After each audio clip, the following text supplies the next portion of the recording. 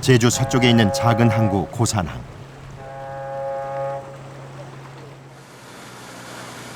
이른 아침부터 바다로 향하는 발길이 분주하다.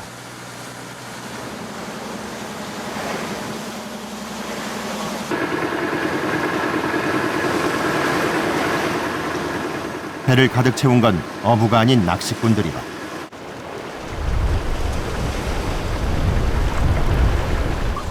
고산항 앞바다는 감성돔, 뱅어돔, 볼락 등 다양한 어종이 서식해 사계절 낚시꾼의 발길이 끊이질 않는다.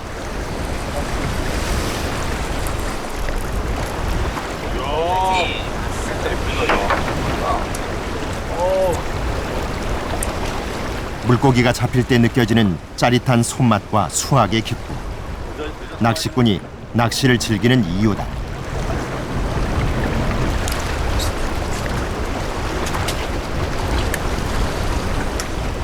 그런데 잡은 고기 옆으로 묵직한 뭔가가 보인다. 바로 낚시에 사용되는 낚시추, 봉돌이다.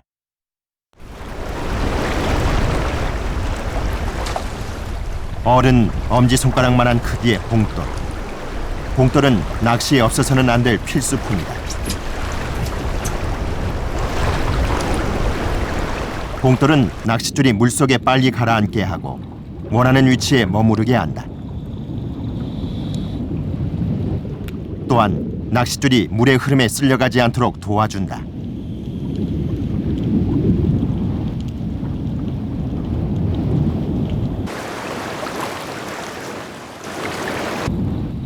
바다 밑에서 중심을 잡아주는 봉돌이 있기에 미끼는 쓸려가지 않고 원하는 자리에 있을 수 있다.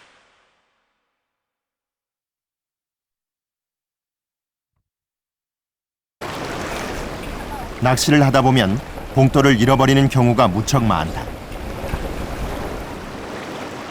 거센 바다 물살에선 낚싯줄이 잘 끊기기 때문이다.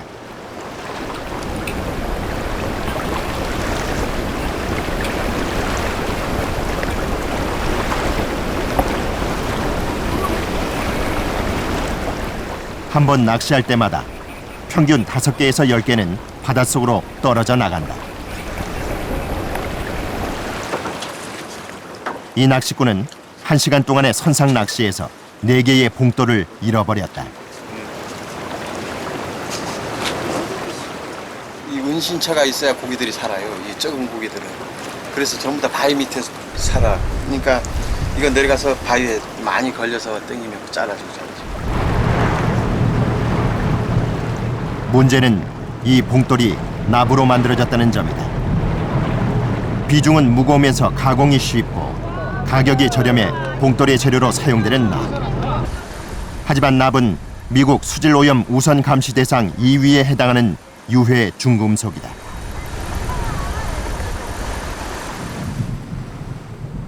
천연기념물 제422호로 지정된 차기도 천연보호구역. 차기도에선 운이 좋은 날이면 이렇게 돌고래 떼도 볼 수 있다.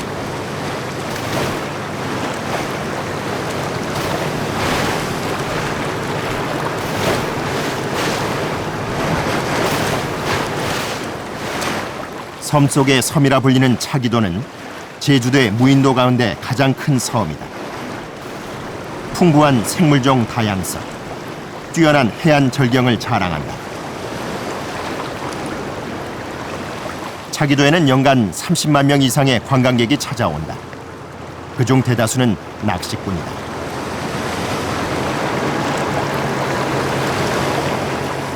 차기도는 바다 낚시꾼들 사이에서 1급 포인트로 널리 알려져 있다.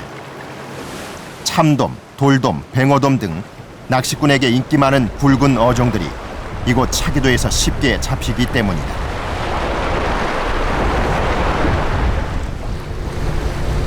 낚시꾼들이 낚시를 즐기고 지나간 자리, 그 자리에는 낚시의 흔적이 고스란히 남아있다. 갯바위 군데군데 버려져 있는 낚싯줄. 거북손에도 낚싯줄이 엉켜있다. 낚싯줄만큼이나 많이 버려져 있는 것이 중금속 납봉돌이다.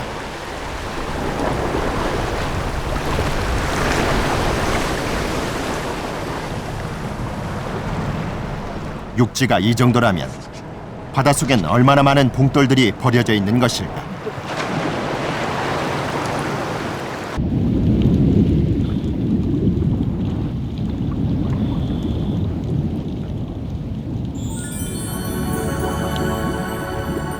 이곳 바닷속에는 다양한 어종과 해조류들이 풍부하다.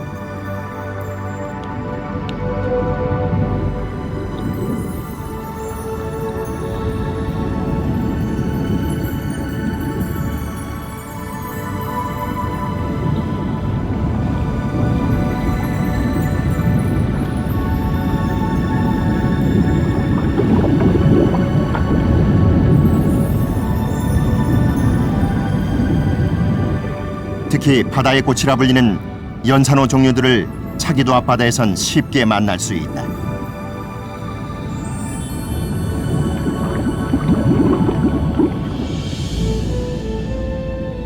그런데 바다 한쪽 지저분하게 늘어져 있는 가는 줄이 보인다.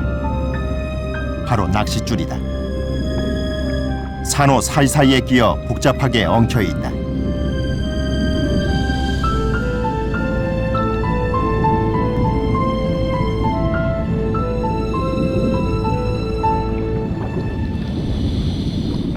돌틈에서 용치 놀래기가 낚싯줄을 입에 문 채 가쁜 숨을 몰아쉬고 있다. 낚싯줄이 끊어져 용케 살아났지만 낚싯바늘이 박힌 채 살아가야 한다. 엉켜있는 낚싯줄에도 커다란 물고기 한 마리가 걸렸다. 메기를 닮은 바닷물고기 쏠종개다.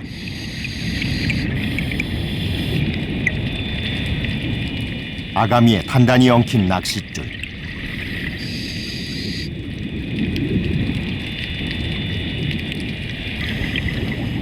벗어나려 안간힘을 써보지만 역부족이다.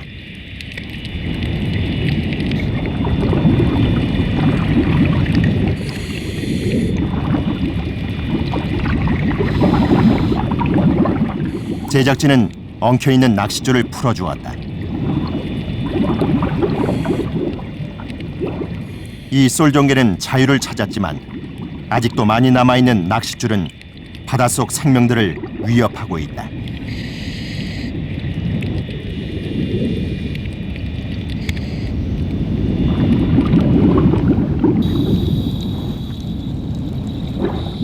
연산호 사이에 널브러져 있는 낚싯줄을 따라가 봤다.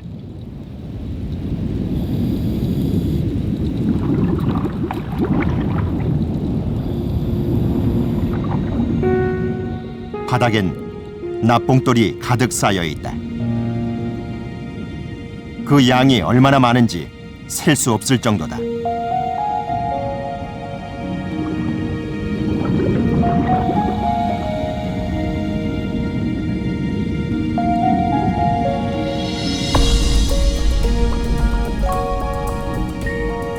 놀라운 것은 납봉돌이 많이 버려진 지역에는 산호류와 해조류가 거의 없다는 사실이다.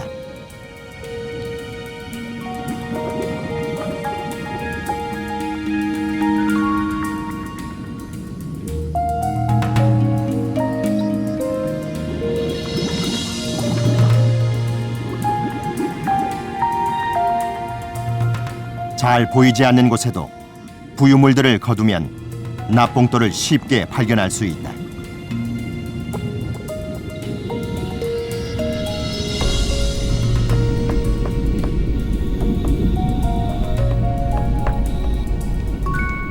마치 사막처럼 변해버린 바닷속 세상.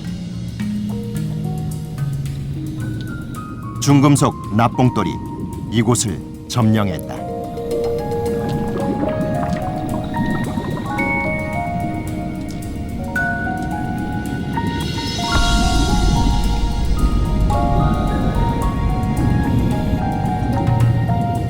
아무것도 자라지 않는 바다.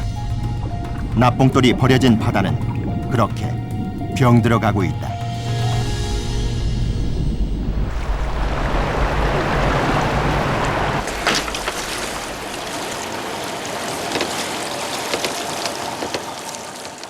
수거 30분 만에 주머니 2개를 가득 채운 납봉돌. 납무게 때문에 더 이상의 수거는 힘들다.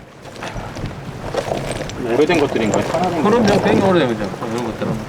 이런 것들은 이제 굉장히 오래된 이 뒤에 얼마나 된 것도 여기 남아 있고 오래된 것들이 다 끊어졌잖아요. 없는 것들은 굉장히 오래된 이게 사가서 없을 정도니까. 아, 여기 고리가요? 네, 고리지. 이게 뭐 이런 게 바닷속 버려진 납봉돌. 그 위에 새로운 봉돌이 쌓이고 또 쌓이고 있다. 물속을 들어가 보니까 생각했던 것보다 굉장히 많은 납추들이 많이 있었고요. 그리고 또 그 주변에 낚싯줄로 인한 피해가 많은 것 같았습니다. 그 낚싯줄이 산호나 감태 쪽을 많이 감고 있었고요. 또 일부는 뽕돌에서 나오는 그런 그 납으로 인해서 백화 현상이 나타나는 모습을 볼 수가 있었습니다. 납으로 인한 바다 오염에 누구보다 속상한 건 해녀다.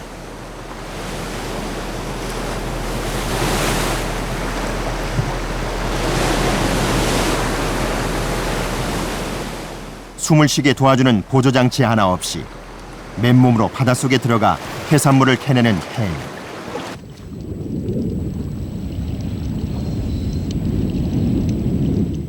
그런데 이런 바다 환경 변화에 번번이 낭패를 본다. 생활터전을 빼앗겨가고 있는 해녀들은 가슴이 아프기만 하다.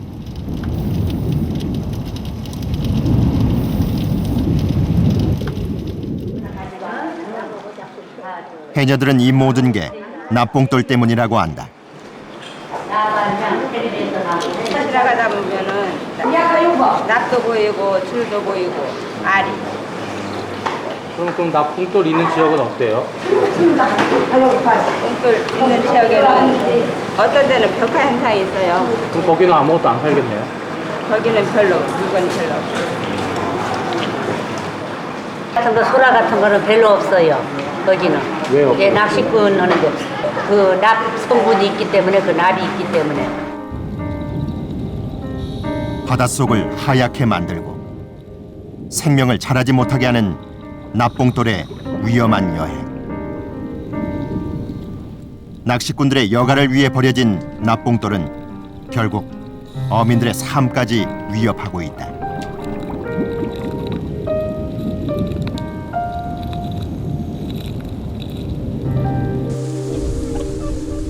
납봉돌로 인한 문제는 바다에 국한되지 않는다.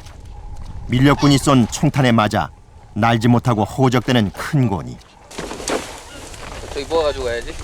찍는 거. 119 구조대원들이 큰 고니 구조에 나섰다. 눈을 가려.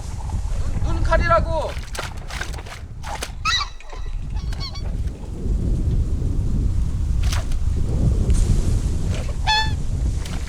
구조에 나선 지 30여 분 만에 얼어붙은 저수지에서 큰 고니를 간신히 건져냈다.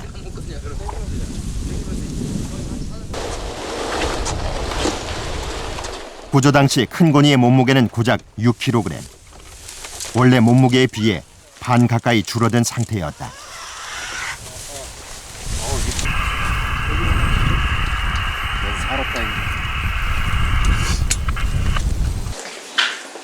큰 고니에게 무슨 일이 일어난 것일까? 충남 야생동물 구조센터에서는 혈액 검사를 비롯한 각종 검사를 실시했다.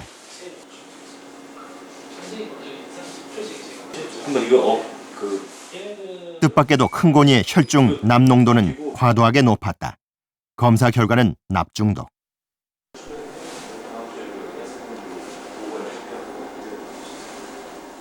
엑스레이 판독 결과 큰 고니의 몸에선 총탄 외에도 1cm가 넘는 납봉돌이 발견됐다.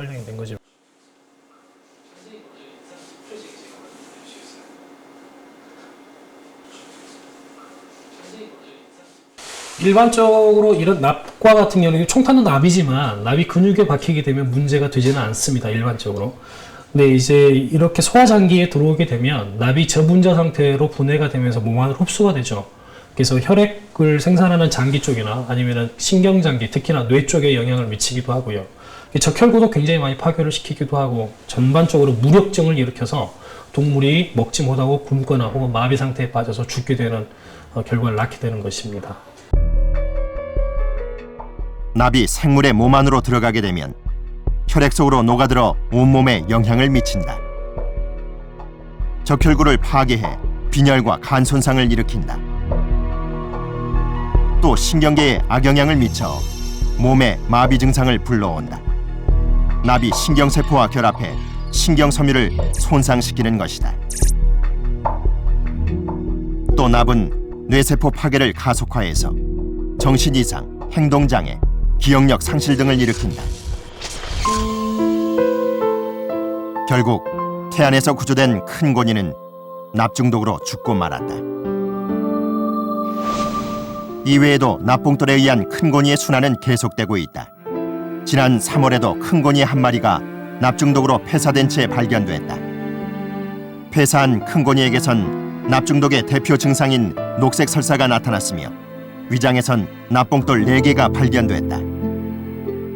이런 그 물세류와 같은 경우에는 그 납추를 의도적으로는 비의도적으로 먹게 돼 있는데, 의도적인 것은 자기가 그 소화를 시키기 위해서 그 근위 내에 조그마한 돌멩이들을 집어넣어야 되는데 그런 걸로 간주를 해서 먹는 그런 경우도 있고, 또 워낙 그 먹이 물질이 크다 보니까, 그러니까 다른 오리 같은 경우는 작은 걸 먹겠지만 큰 고니 같은 경우는 덩치가 크기 때문에 더 많은 걸 좀 먹는 그런 습성이 있습니다. 그래서 그러한 과정에서 좀 더 큰 납추까지 삼킬 수 있는 그런 태생적인 한계가 존재를 하죠.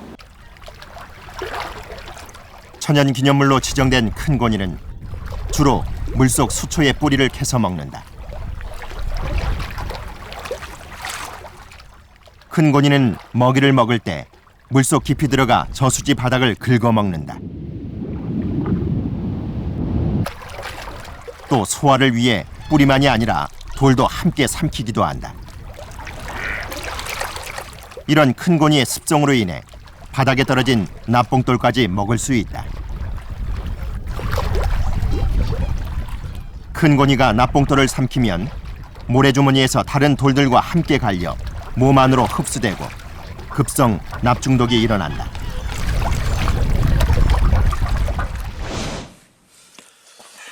지난 2월 날지 못하는 큰 고니 한 마리가 발견됐다.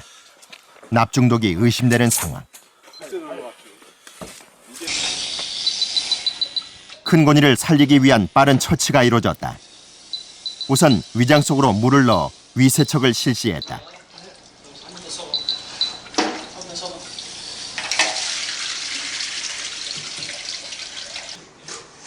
그 다음 위에 달라붙은 납봉돌을 제거하기 위한 내시경 시술을 시작했다. 납봉돌을 꺼내지 못하면 큰 고니는 죽게 된다.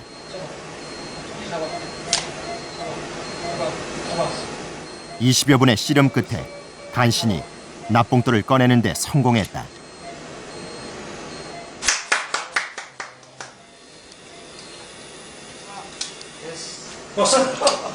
자, 우리 인증사를.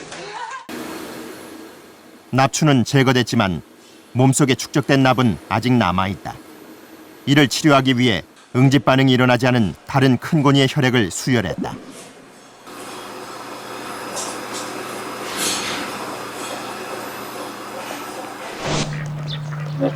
치료 후 약 6개월. 납에 중독됐던 큰 고니는 다시 기력을 회복했다. 하지만 문제가 완전히 해결된 것은 아니다. 지금 생각으로는 건강 추가적인 문제만 없다라면 다시 야생으로 갈 수 있다고 생각이 됩니다. 다만 납중독이 걸렸을 때 발생하는 문제 중에 하나가 뇌를 공격을 해서 지각 능력을 떨어뜨리는 한계가 있습니다. 그러니까 지적 수준이 만약에 떨어지게 된다면 야생에서 생존하는 데 조금 더 어려움을 겪을 수도 있을 가능성이 있습니다. 큰 고니가 폐사했던 저수지. 땅에 박혀져 있네 이게. 이거 저번에 우리 큰 고니가 먹은 거하고 거의 유사한 거 아닌가? 네네네. 여기가 네, 유사한 것 같아요. 여기에 납추고 아마도 저희가 생각할 때 저쪽이나, 근데 지금 방향으로 봐서는 이쪽에 앉아가지고 던졌을 것 같아요. 금속 탐지기를 이용 비가 오지 않아 말라버린 저수지 땅에서 납봉돌을 조사했다.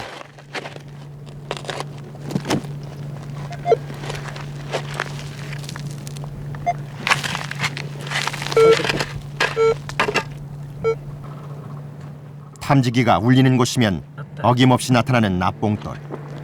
저수지에서 쓰이는 봉돌은 크기가 작아 큰 고기가 삼키기 쉽다. 저쪽 위는 뭐 안전 장소를 찾을 수가 없네. 이런 거는 먹지. 이런 거는 먹지. 그러니까 이런 거는 먹게 되면 얘만 먹었을지, 근데 일반적으로 감은 다 같이 먹을 거라고. 그리고 이거는 분명히 갈릴 거고, 갈려서 소화기관으로 흘러나갈 거고, 이거만 남아서 문제를 계속 일으켜. 낚시꾼들이 여가와 편의를 위해 사용한 납봉돌은 어떤 생명들에겐 죽음의 덫이 될 수 있다.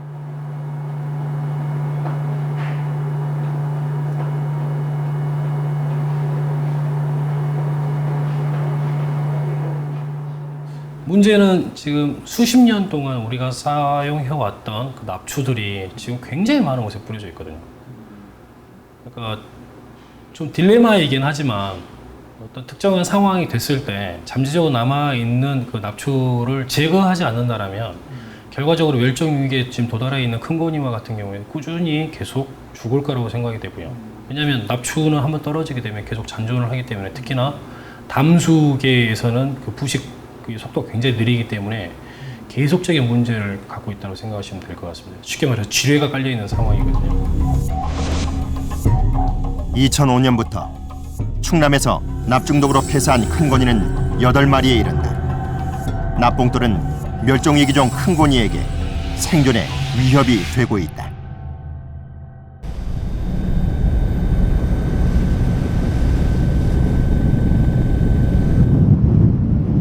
길이 12.7km의 시화 방조제. 이곳엔 주말이면 1000명이 넘는 낚시꾼들이 찾아온다. 뭐예요? 물고기 대신 빈 낚싯대를 들고 오는 한 낚시꾼. 낚싯줄이 끊어진 것이다. 이렇게 끊어먹는 데니까 여기. 돌틈에 끼어 낚싯줄도 봉돌도 모두 사라져버렸다. 추도 없어지고 다 없어진 거예요?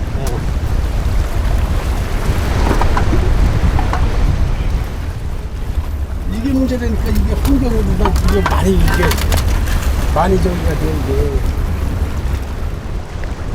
바다 낚시 경력 20년이라는 베테랑 낚시꾼. 아니 내가 낚시를 하면서도 이 추는 너무 진짜 나중에 수준만은 많이 나. 되게 심각해 이게. 어떤 점에서 심각하다고 생각합니까? 이게 얼마나 나쁜 건데 이게 납성분이. 보통 낚시하면 하루에 몇 개 정도 써요, 추를? 추를 몇 개 정도 사용하세요? 많이 여기 장소에 따라 틀린데 10개씩 쓰는 데도 있고 뭐 여기 아마 어마어마할 거예요 아마 여기. 뭐가요? 추. 근데 이거 뭐 건져낼 수거할 방법이 있나? 납봉돌이 나쁘다고 말하면서도 낚싯대에 새로운 납봉돌을 단다. 낚시꾼들이 다녀간 자리, 바닷가는 몸살을 앓고 있다.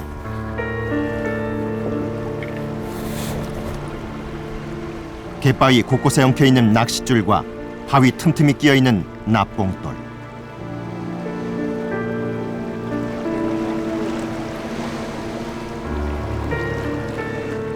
납치꾼들이 먹고 마신 흔적도 바다 곳곳에 즐비하다.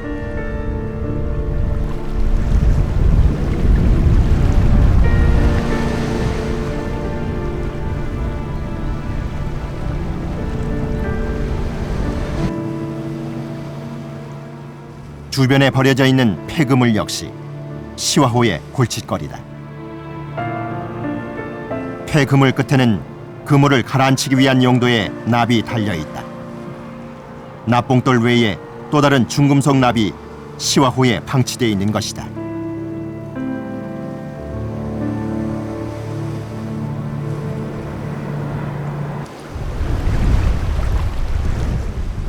물이 모두 빠지는 간조 시간.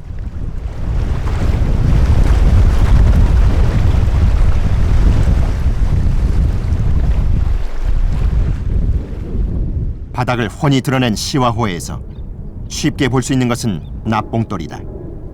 곳곳에 버려져 있는 납봉돌들. 몇 걸음 되지도 않는 땅에 숨어있는 납봉돌은 무려 7개. 집중해서 보지 않으면 찾기도 힘들다.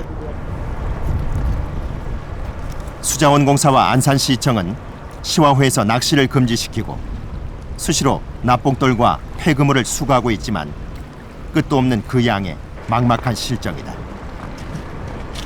우리나라 한 해 낚시 인구는 625만 명. 낚시 인구가 증가하는 만큼 버려지는 납봉돌 수 또한 늘어나고 있다. 여기도 있고, 여기도 있고. 이야. 정부가 2006년 공개한 자료에 따르면 우리나라에서 버려지는 납봉돌은 연간 1,715톤. 끝도 없이 버려지고 있지만 수거는 여의치 않다.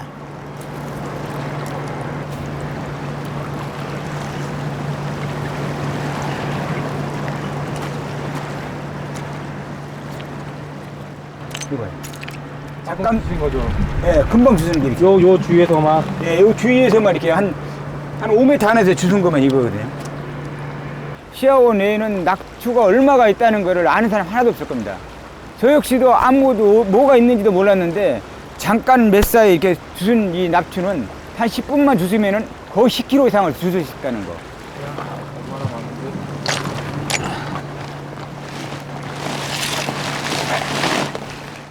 성인 남자 4명이 10분 동안 거둔 납봉돌.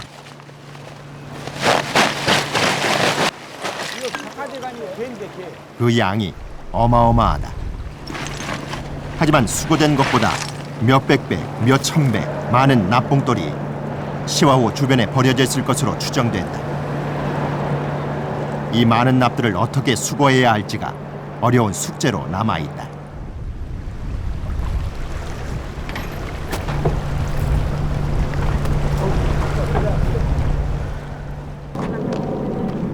그렇다면 시화호 물속의 상황은 어떨까? 제작진은 시화호에 들어가 봤다.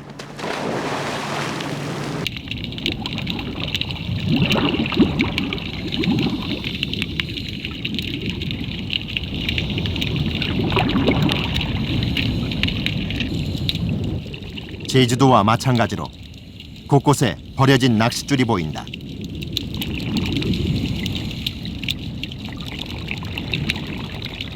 낚싯줄 끝엔 역시나 납봉돌이 달려있다.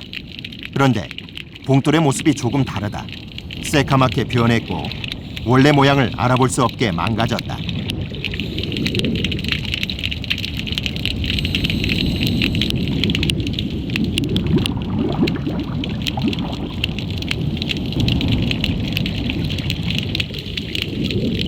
이게 이동하면은 이게 썩지가 않은데 납이 무거우니까 이렇게 썩어 들어가지 새카맣잖아요. 이 자체 납 자체만 썩으면 괜찮은데 그 주변의 갯벌까지 이제 이렇게 썩어 들어간다는 거죠. 용출은 그 pH하고 연관이 있는데 우리 정류소라든가 보편적인 pH 7이고 이게 이제 중성이에요. 예. 그 다음에 이게 우리 산성비가 내리면 이거 호수나 이 바닷물이 이제 산성화되면은 pH가 낮아지면 그 산성화됐다고 그러거든요. 호수든 강이든 그게 산성비가 많이 내리고 해가지고 이게 pH가 낮고 산성화되어 있으면은 그 용출될 가능성이 그렇지 않은 것보다 높죠. 오염이 된 땅에서 용출이 더욱 빨라지는 납. 그렇다면 다량으로 버려진 납봉돌은 바다에 사는 생물들에게 어떤 영향을 미치고 있을까?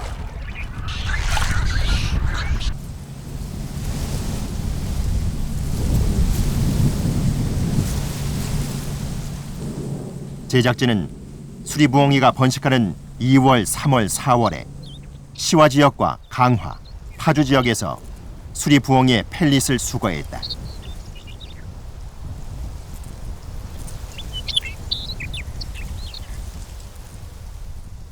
서로 다른 두 지역에 살고 있는 수리부엉이의 펠릿 속 납농도를 비교해 보기 위해서다.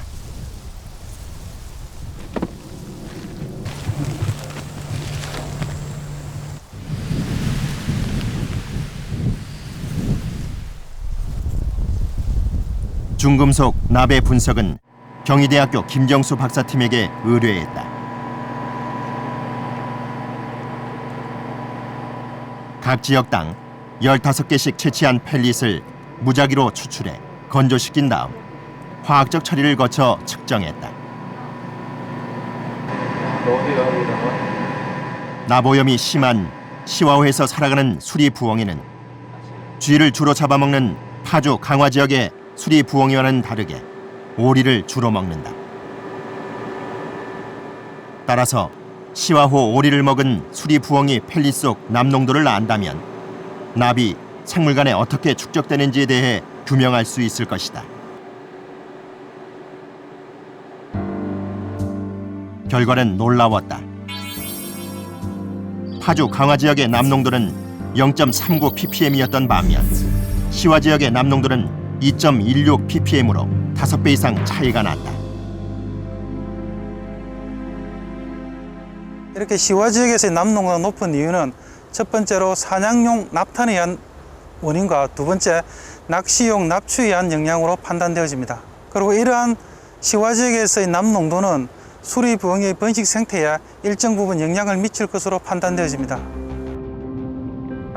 물속에 떨어진 납봉돌은 오랜 시간을 거쳐 서서히 용출된다. 용출된 납은 수초와 물고기 등을 통해 1차로 흡수된다. 그 다음 이를 먹는 오리 등 상위 소비자의 체내에 조금씩 축적되어 간다. 납에 오염된 생물을 다른 생물이 잡아먹게 되면 피식자에게서 포식자에게로 납은 계속 축적되는 것이다. 수리부엉이를 비롯한 맹금류처럼 먹이사슬에 위일수록 납농도는 점점 더 높아진다. 생태계 최종 소비자인 인간 역시 중금속 납의 위협에서 결코 자유로울 수 없다. 시와 지역에서 나타난 납 오염은 우리 인간에게도 직접적으로 또는 간접적으로 영향을 미칠 수 있을 것으로 생각되어집니다. 기본적으로 생물학적 농축은 생태계에서 고차 소비자로 올라갈수록 증가하게 됩니다. 기존에 이용되는 낚시용을 위한 납추는 납이 아닌 다른 대체 물질을 개발해서 빠른 시일 내에 교체하는 것이 납 오염이 일으킬 수 있는 부정적인 영향을 우리가 줄일 수 있는 최선의 방법이라고 생각합니다.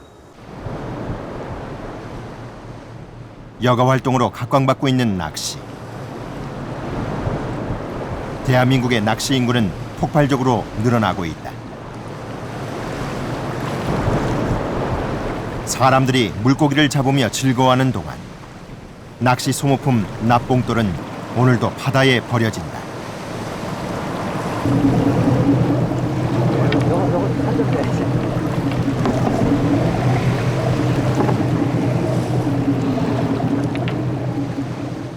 제작진이 만난 많은 낚시꾼들은 납봉돌의 유해성과 위험을 알면서도 그것을 쓸 수밖에 없다고 말한다. 다른 대안이 없다는 것이다. 근데 낚시 가게에 그게 있으면은 사는데 그게 없으면은 뭐 어쩔 수 없이 또 그거를 구입을 해서 낚시를 하겠죠. 낚시는 해야 되고 그 바늘하고 뽕돌은 있어야 되고. 납치를 안 쓰게 하는 거는 좋은데 대체품을 뭘 해줘야지 뭘 하든지 간에. 그쵸, 누가 해놓고 하지 말라고 그래야지 무조건 하지 말라고 그러면 그거는 잘못된 거지. 바다 낚시꾼들이 자주 찾는 충남 태안. 항구는 선상 낚시를 즐기려는 사람들로 이른 새벽부터 분주하다. 항구 바로 앞 낚시점에선 선상 낚시에서 빼놓을 수 없는 봉돌이 날개 돋친 듯 팔린다. 그런데 이곳 봉돌은 조금 다르다. 은색이 아닌 검정색을 띈다. 납이 아닌 새로 만들어진 새 봉돌인 것이다. 바늘 10개 하고요. 여기서 주는 게 세출이니까 사는 거예요. 태안군에선 10여 년 전부터 납봉돌 대신 쇠봉돌로 교체하기 위한 지원 사업을 벌여오고 있다. 예, 잘 알겠습니다. 잘 부탁합니다. 예. 예. 지금 납은 사용하는 가게는 전혀 없습니다. 왜 그런 이유가 수차에 걸쳐서 누구더라고 낚시가게 가게 주인들과 우리와 그 미팅을 엄청나게 많이 했어요. 처음에 당초에는 그게 반발이 많더라고요. 왜냐면은 이제 납추 같은 경우는 낚시객들이 와서 사갖고 오는 것도 있고 또 이 사람들이 또 팔아야 되고 또 갈등이 생기더라고. 또 이제 그 새추 같은 경우는 녹이 좀 나요. 금방 녹 나니까 지저분하고 하고 그렇게 자꾸 기피를 하더라고. 그래서 그 설득을 한 1, 2년 이렇게 한 3년은 했을 거야 아마. 그러다 보니까 이제 정착이 됐다. 10년 전까지만 해도 버려지는 납봉돌에 골머리를 앓았던 태안. 하지만 납봉돌을 사용하지 않겠다는 의지는 계속해서 새로운 봉돌을 개발해냈다. 결국 납봉돌과 비슷한 성능을 보이는 쇠봉돌을 만들었고 이 봉돌은 현재 많은 사람들이 사용하고 있다. 태안에서 사용되는 쇠봉돌은 종류와 무게도 다양하다. 자, 여기 있습니다. 받으시고. 받으시고요. 태안군에선 납봉돌의 위해성을 계속해서 알리는 한편 낚시 여선들에게 쇠봉돌을 무상으로 나눠주고 있다.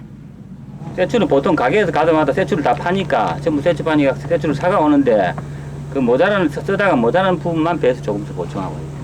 네, 이 안에는 납추는 없어요. 낚시 여선들은 군에서 받은 쇠봉돌을 예비용으로 가지고 있다가 낚시객들이 납봉돌을 쓰면 쇠봉돌로 바꿔준다. 납에 비해 비중이 가벼운 쇠. 쇠봉돌은 납봉돌에 비해 부피가 꽤 큰 편이다. 새추 사용하는 거는 아셨어요? 예, 오래전에 알겠습니다. 예, 제가 알기로는 한 5년 전부터 새추 사용하는 거 알고. 흔한 거는 모르겠습니다. 아, 납이나 쇠나?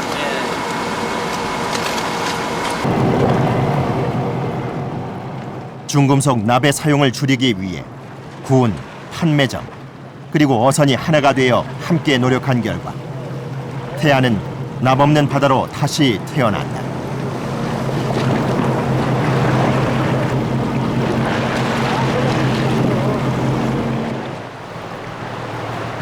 부산 앞바다 암남공원의 철계단은 낚시꾼들에게 인기가 좋은 낚시 포인트다.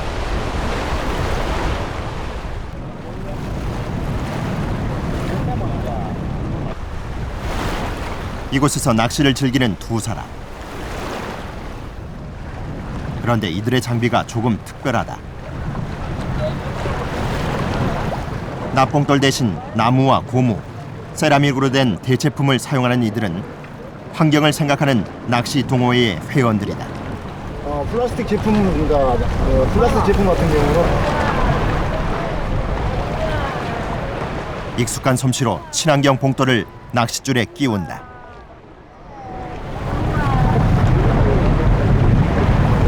세계적으로 많이 문제가 되고 있는 바다 환경 오염 문제에 낚시하는 낚시인으로서 조금이나마 일조가 되고자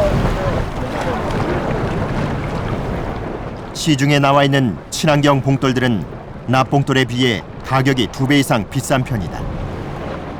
또 비중이 가벼워 부피가 크고 물에 떨어뜨렸을 때 큰 소리도 난다. 친환경 봉돌을 사용한다는 것은 꽤 불편한 일이다. 하지만 환경을 위해 그 불편을 기꺼이 감수하고 있다. 그래도 고기는 잘 잡히죠? 실력이죠. 실력, 고기 잘 실력, 꼭다라고 상관은 없는 거죠? 아무래도 어법과 실력 아니겠습니까? 그날 운이겠죠.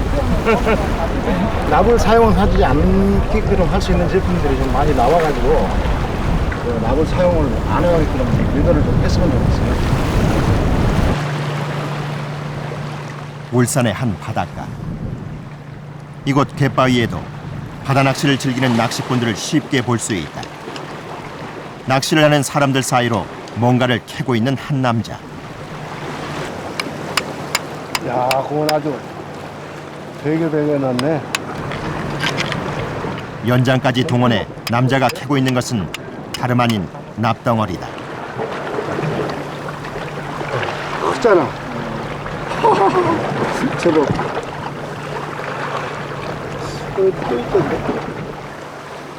낚시꾼들이 낚싯대를 고정하기 위해 불로 지져버린 납봉돌은 바위에 단단히 눌러붙어 웬만해선 꺼내기가 힘들다.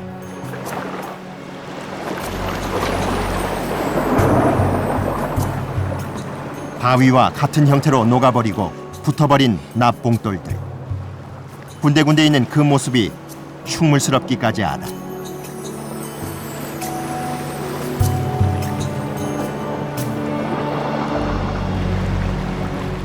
(30년) 전부터 전국의 갯바위를 돌며 납봉돌을 주웠다는 71살의 장동호 씨. 그는 오랫동안 쌓인 자신만의 노하우로 납봉돌을 캐내는 것은 물론 바위 틈 깊숙한 곳에 빠진 납봉돌도 줍는다. 납을 줍기 위한 도구도 없는 것이 없다.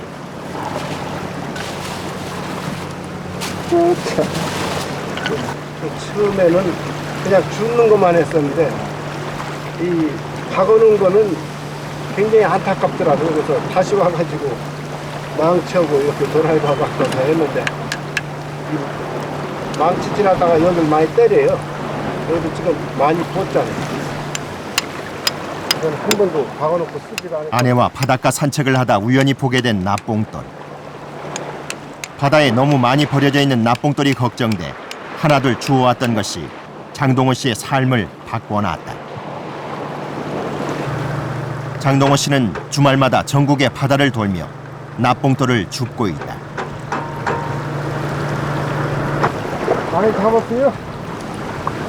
낚시를 하는 사람들에게 버리지 말라 부탁을 하는 것도 그가 자주 하는 일이다.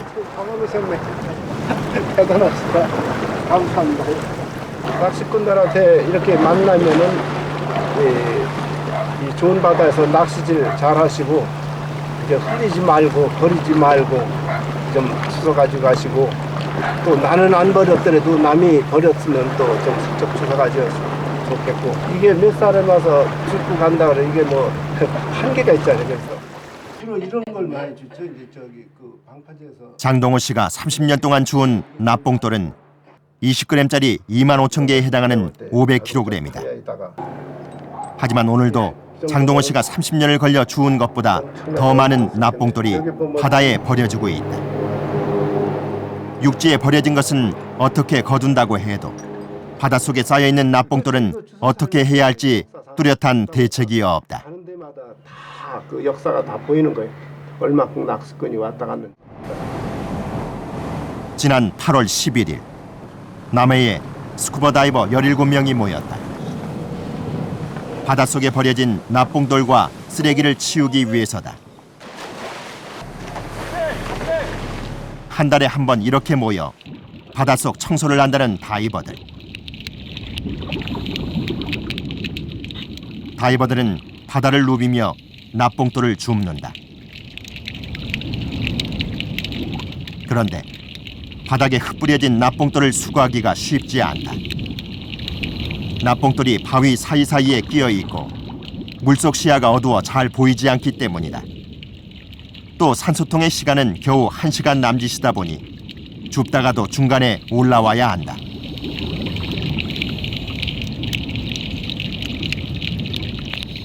바다 곳곳에 버려져 있는 납봉돌. 연간 우리나라 바다에 만여 톤의 납봉돌이 버려진다. 현재 이렇게 버려진 납봉돌의 수거는 다이버들이 직접 줍는 방법밖에는 없다.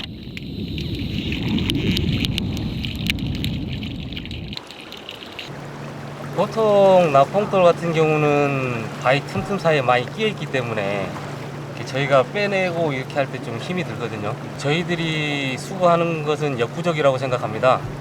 그렇기 때문에 생활하는 사람들이 조금만 더 관심을 가지고 버리지 않는 것이 최우선이라고 생각합니다.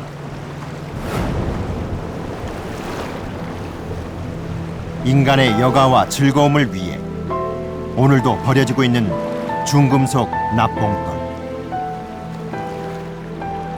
납의 위험성을 인식한 농림수산식품부에서는 9월 10일자로 납봉돌의 사용과 판매를 금지하는 낚시 관련법을 시행할 예정이다. 바다가 내지르는 경고의 목소리를 무시하면 결국 그 대가는 인간이 치를 수밖에 없다. 중금속 납의 위험한 여행을 끝낼 수 있는 건 오직 인간뿐이다.